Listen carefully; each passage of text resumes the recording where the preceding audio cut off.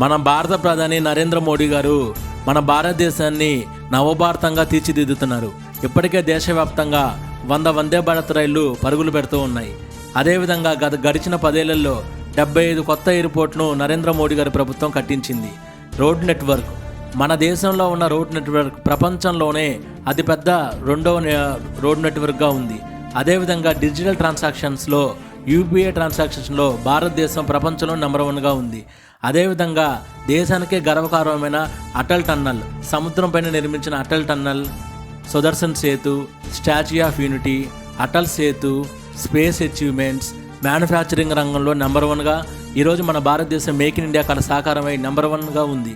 So ఇలా చెప్పుకుంటూ పోతే 1 కాదు 2 కాదు, తొందరలోనే మన భారతదేశం ఫాస్ట్ గ్రోయింగ్ ఎకనామీగా ఉండి 2028 కల్లా 3వ అతిపెద్ద ఆర్థిక వ్యవస్థగా మోడీ గారి నాయకత్వం అవతరించబోతుంది.